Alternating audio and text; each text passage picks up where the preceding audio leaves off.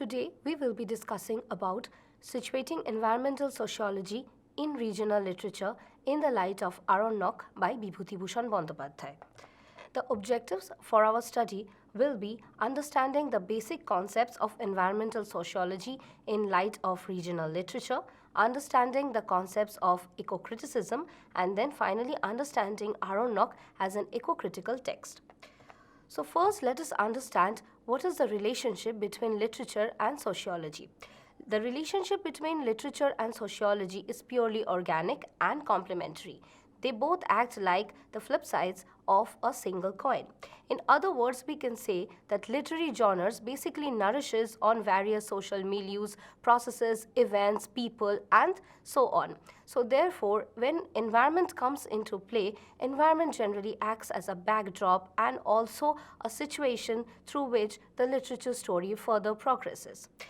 The sociology of literature basically inculcates these kind of processes, and it is an established and systemic field of study where the symbiosis, interconnectivity, interaction, and the delicate intricacies between literature and other environmental aspects are studied in details. Now let us come to understand the literature and regional literature in environmental sociology. The term literature is derived from the Latin word littera, which means letter of the alphabet, or in plural it is said litterae, which also means letters. This means that the term literature originally means anything that has been written down. However, when we are going back in time, we can see that previously oral literatures were also a part of the society.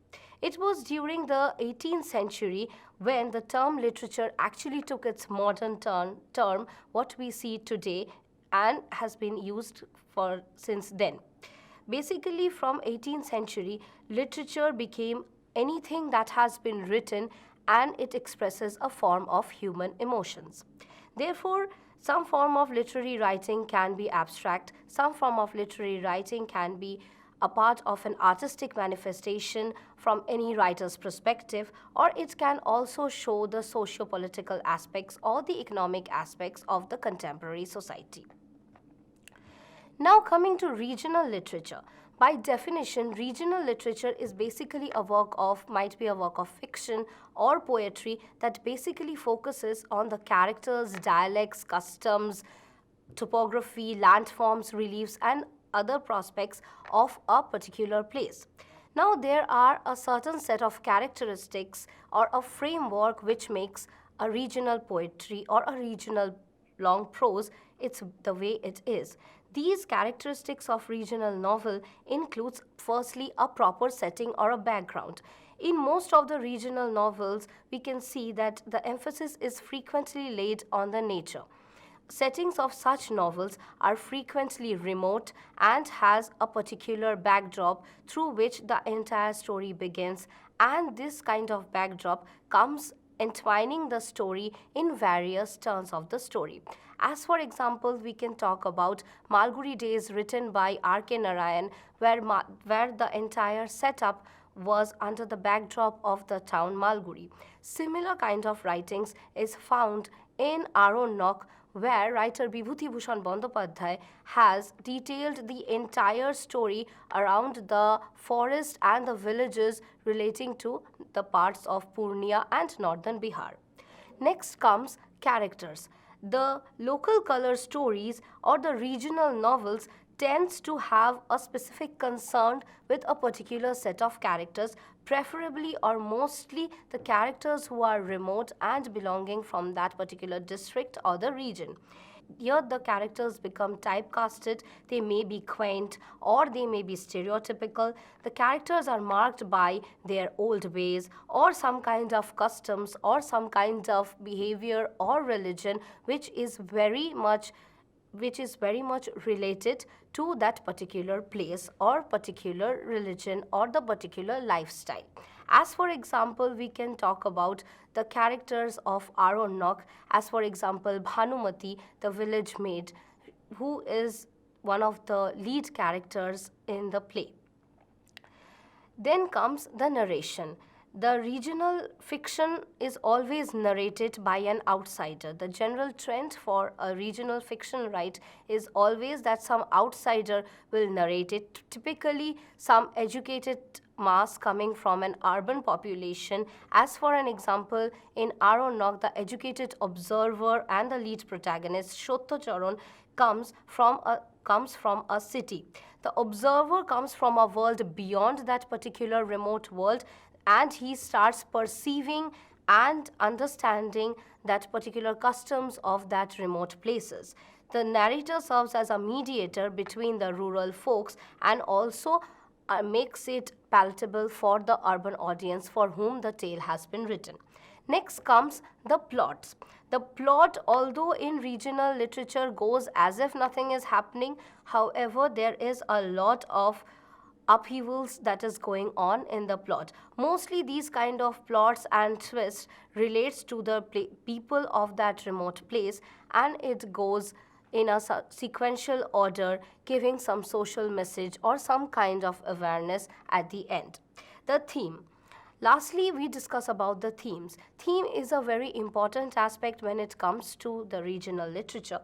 Theme might be having some kind of normal message, some kind of social message. It can be something related to environmental awareness. It may be something related to social awareness.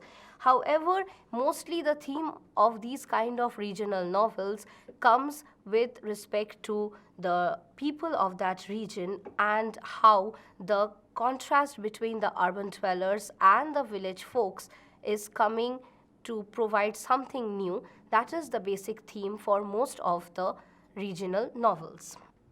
So, after understanding about the regional literature and sociology, it's time for a small quiz. So, what is the word literature derived from? A, the word letter, B, litter, C, littera, and D, little. And the correct answer is option C, littera.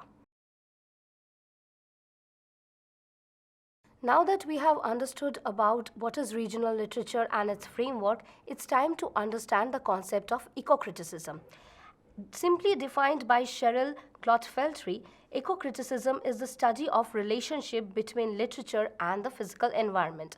The word was first coined by the eminent ecocritic William Reuchert, and it was first used in his prose work Literature and Ecology, an Experiment in Ecocriticism, dated 1978. Here, basically the term eco comes from the Greek word oikos, which etymologically means household or earth in this case, and the word logos comes from the word logi, which means logical disclose. Therefore, combining the two terms together, we come to the criticism of house or earth in this case. According to Reuchert, ecocriticism applies to ecology or ecological principles of the study in the literature. According to another eminent ecocritic, Lawrence Buell, there are two different waves of ecocriticism. The first wave of ecocriticism came which focused mainly on the nature, nature's poetry, nature's wilderness fictions, and many more. These kind of ecocritics used to uphold the philosophy of organisms. Here the environment, which meant actually the natural environment, took the pivotal role. This entire first wave of ecocriticism dealt with biotic community and its effect on the culture. Here people used to worship nature and they used to berate anything that used to spoil the nature, and they also went forward with reversing the effect of various kinds of nature harassments through political actions. So these kind of ecocriticism essentially aimed at an earth care perspective. The second wave of ecocriticism was, however, a bit different. According to the second wave of ecocriticism, inclination towards environmental justice and related social issues started to bring more and more. Here, people started to take the urban landscape and the intricate natures present in the urban landscapes as importantly as that of the rural landscapes. This wave of ecocriticism is known as the revisionist ecocriticism as well. Here, focus shifted more towards the marginal sections of the society where ecological injustice was very much prevalent. Coming to ecocriticism, the second wave as a part of the revisionist movement. So, ecocriticism among all the revisionist movement that has been taking place across the world is the youngest of all, which has the magnanimous impact and has swept the humanity over past few decades. Ecocriticism basically started as a celebration of nature and has now emerged into this massive movement. It aims to correct our anthropogenic attitude, which harbors to the notion that humans can exploit the nature and nature is just to serve human interest only. So ecocriticism therefore also tries to strive hard to find an interconnection between the human and the non-human world, and here the workers starts to explore how the urban concept of environment helps and changes the nature's perspective. So this sounds a bit complicated, so therefore to simplify it, let's understand what are the basic questions an ecocritic tries to understand and tries to answer. So the first question is how a nature is represented in any kind of prose, poetry, novel or play. The second question that an ecocritic tries to understand and unravel is what role does this physical geographical setting plays to the exact structure of the novel. The third question is how do the metaphors that related to land and the land influences treat this kind of story. That is to say, in a very simpler term, what is the link between the pedagogic or the creative practices and the actual political or socio-cultural or socio-economic scenario and the ethical behavior of the people of the land and with people of the land towards the non-human life forms present in the backdrop. The fifth question obviously is the simplest one of all, that how science, whether it's the form of genetics, whether it's the form of engineering, whether it's the form of technology, whether it's the form of any kind of sexualities or reproduction, is actually affecting and changing the ways above the land. Now comes the next concept of deep and shallow ecology. To put it simply, ecology has basically two different shades. One is the deep ecology and one is the shallow ecology. Deep ecology basically relates to the challenges that the conservative mode that propagates. The shallow ecology basically is essentially the anthropogenic activities which believes that the whole purpose of nature is to serve the mankind and only mankind is the master of nature.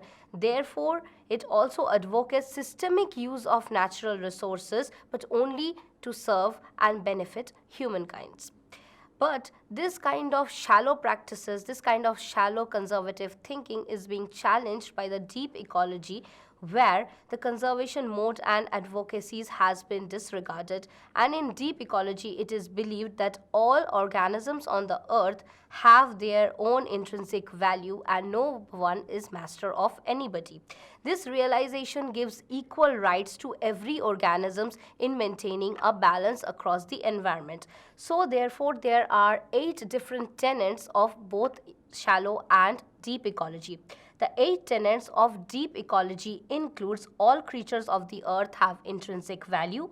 The whole diversity of living being, be it the simplest form of organisms or as complex form of organisms as it can be, is contributing to the richness and biodiversity. The human should use other beings only to satisfy their basic needs. The health of non-human depends on the decreasing numbers of other humans. Human interference with the world is excessive and it is worsening day by day. Human policies should change radically, which includes various socio-political policies as well. The quality of life is more important than standard of living, and every human being who believes in this point should start awareness and must work for a change right now. While the 8 tenets of shallow ecology deals with all creatures on the earth have value only for their usefulness to humans, complex creatures, the creatures in the higher order of the society, has more value than the simpler form of creatures. Humans should use all the resources for their own materialistic and economic advantage. The human population can increase without any kind of restraint. Technological progress is the key for solving most of the problems. Materialism and consumerism should govern the society as it helps in the societal growth. Standard of living should keep rising again as it helps in the growth of a society, and all these environmental problems should be solved by experts. Now coming to eco-criticism as a part of Indian literature and culture. As we know, India is a land of rich heritage, so therefore we can find traces of eco-criticism since Vedic age, when the equal importance to all organisms was given. India is also a land of rich biodiversity, and therefore literature is intrinsically related to that biodiversity, and therefore in Indian literature since the beginning of era till this modern contemporary literature, equal importance to all creatures has been given prevalence. A good number of writers have dealt with a number of eco-critical texts, as for example one of the best works we can find from the writings of Nobel laureate Rabindranath Tagore, where we can see that in his writings of Rakto Korobi and Muktodhara, he has denounced the human atrocities against nature. Similar kind of writings is found from Anita Desai's Fire on the Mountain, where the problems of animal killing, population explosion, moral degradation, all causing a threat to the ecology, has been scrutinized in details. Next comes Kamla Markande's Nectar in Sieve, where nature has depicted both as the destroyer and preserver of life. The novelist here has shown the evils of industrialization, which spoils the sweet harmonious lives of regular peasants. Arundhati Roy's God of Small Things is another beautiful portrayal of the overexploitation of nature by human beings. Here the authoress have shown the awareness that is pressing on in today's world. Ruskin Burns' No Room for Leopard depicts the pathetic condition of animals after deforestation and the after effects of massive deforestation. Amitabh Ghosh, The Hungry Tide, is a powerful eco-critical text where nature has been depicted as both the preserver and destroyer of life in the backdrops of Sundarban of West Bengal. Now that we have understood about eco-criticism, let's take another small quiz. The question is, the two shades of ecology are option A, shallow ecology and deep ecology, option B, shallow ecology and dark ecology, option C, black ecology and white ecology, option D, dark ecology and light ecology. And the correct answer is option A, shallow ecology and deep ecology.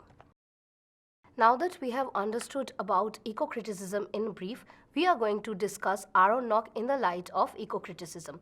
So to discuss the story in a nutshell, Arannyak is basically a very simple and heartwarming story of a man during the time of World War II, and amidst restlessness in Calcutta, he gets a job as an estate manager in a remote place of northern Bihar, where he slowly gets emotionally attached to the place. The lead protagonist here, Shotto Charan, is the protagonist who gets to manage the estates of the rustic localities in northern Bihar. He, initially being a city dweller, he faces a lot of trouble in adjusting with a quiet village lifestyle.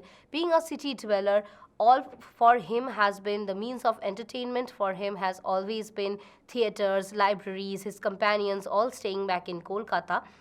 And when it comes to the village life, initially he feels that this is a very boring lifestyle, and he doesn't even feel like the people there, the people of the kacheris, are not even worth talking with.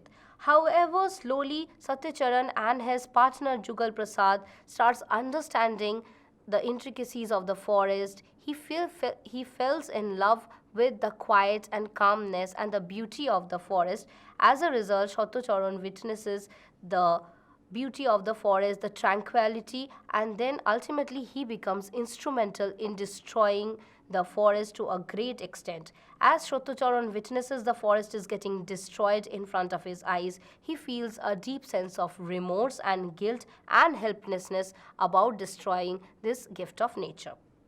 Written by Bibhutibhushan Bandyopadhyay, one of the most celebrated Bengali writers, this is one of the most beautiful descriptions of forest that has been seen. Bibhutibhushan Bandyopadhyay, born in 12 September 1894, has been awarded with many awards, and in the year 1951 he was awarded with Robindra Puroskar, one of the most prestigious awards in Bengali literature. Now, discussing Arannyak in the light of eco-criticism, we can say that setting in the outdoor of wilderness of Bihar, here the whole novel is written in a form of reminiscence.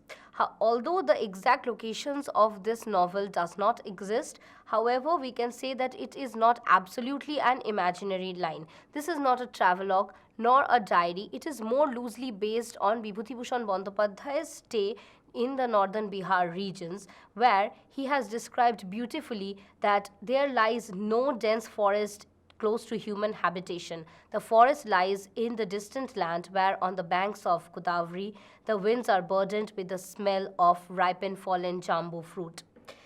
The whole novel is a recollection as presented more of a flashback, and these memories gives pleasure to him, but sometimes the sorrowful experiences also comes back. The novelist writes, "By my hand was destroyed an unfettered playground of nature. I know that for this act the forest goddess will never forgive me. I have heard that to confess a crime in one's own words lightens somewhat burden of crime, therefore the story." Coming to a city man's dilemma. Etymologically, Arannyak means of the forest. The novel narrates the journey of our lead protagonist Satyacharan in the dichotomy of urban and jungle lives. During the intervening period when the two world wars is going on and there is a lot of restlessness in Calcutta, he gets the job in this dense forest area, and where his master has around 30,000 bighas of land. Satya was given the job to deforest this land to set up a new habitation to gain his master a lot of revenue. Initially, this city-bred Satya has no love for the jungle life. The loneliness of the forest troubles him so much that he sat it upon like a stone. He believes that the people in Kacheri were as good as barbarians who could not even understand one word he said. It seemed like that kind of life was not for him. However, as the day passes on, the jungle life gets to him, and here, after 3 years, it is said by the lead protagonist himself that almost 3 years have gone by. I have gone through many changes in these 3 years. Nature in and around Lobtulia and Amjabad has so captivated me that I have almost forgotten the city. I am so drawn to the attractions of solitude, of the constellations, of the open sky, that once I had gone to Patna for only few days, I suffered greatly from the narrow tarred roads and longed to return back to Lobtulia, Bihar. As days went by, he increasingly got ensnared by the fascination of the forest, the wide expanses of the forest land. However, he becomes ultimately pivotal in a great ecocide. Next, let's talk about the triumph of nature. Keeping in tune with the environmental praxis, Arannyak excels in both celebration and exploitation of nature. In the first half of the writing, we see the celebration of nature. Satyacharan becomes the spokesperson of Bibhutibhushan Bandopadhyay, where he describes the wilder as well as the fierce aspects of the nature in his classical prose narrative. However, the ultimate message is shown where Satya recollects, "One day I climbed up a tree and made myself comfortable on a branch. An indescribable joy filled me. It is almost as if one can match the heartbeat of every plant and tree with its own. The clear change in Satya's attitude is shown when he criticizes the city people who have come to picnic and exploits the forest spot. He says the women were a motley creation completely devoid of any imagination. They ran about gathering twigs or fire on the edge of the jungle and chattered effortlessly, but none of them wondered to see where they were. Did they know that there was only a dozen of years from where they sat, the forest spirits danced in the moonlight? The human-nature interconnection has also been greatly described here, where we see a number of villagers like Kunta, Manchi, Bhanumati, who add to the beauty and freshness of the nature, whereas we see on the contrary Nandolal Ojha, Chatu Singh, who exploits the nature for their own selfish means. Here the clash for monetary exchange, clash of loans, has been described in a very intricate manner, although there has been some selfishness acts done by some of the antagonist characters. Most of the characters, as for example Raju Pandre and others and Jugal Prasad, have shown Satyacharan that even if they are very poor, they have an intense desire for toiling and adding splendor to the forest, and therefore Satya goes through an ecocritical bent of mind that could not bear the least exploitation of the nature. Ecocide by definition is an act of committing any unlawful or detrimental act that can damage the nature deliberately. Satyacharan has been instrumental in conducting this ecocide as he was assigned to do as a part of his profession. However, it has been seen that he laments that if it were any other country, they would have kept laws to keep the forest intact and preserve them for the nature lovers, as they have done for the Yosemite Park in California, Kruger National Park in South Africa, and so on. My distant employers do not care about the landscapes. All they understand are about taxes, revenue, money. He also suspects that I have sought to preserve the forest around Saraswati Kund, but for how long?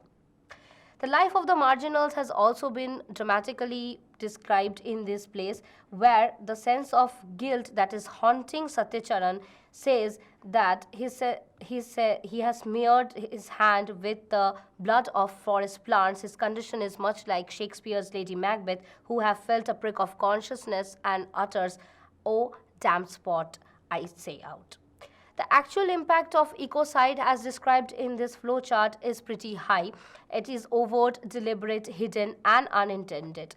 Some of the global instances of ecocides includes the Agent Orange of Vietnam, palm oil massacre of Indonesia, the Fukushima Daiichi nuclear attack debris which are floating in the Pacific Ocean, and so on. To sum up the story, Arannyak is basically a story of memorization and understanding of ecosphere of forest. It goes through the reverse where a man's lost relationship with nature is rebounded again. So therefore, every time we read this novel, our heart is filled with the repentance for the loss of green, and herein lies the greatest ecological significance of this memory-based novel.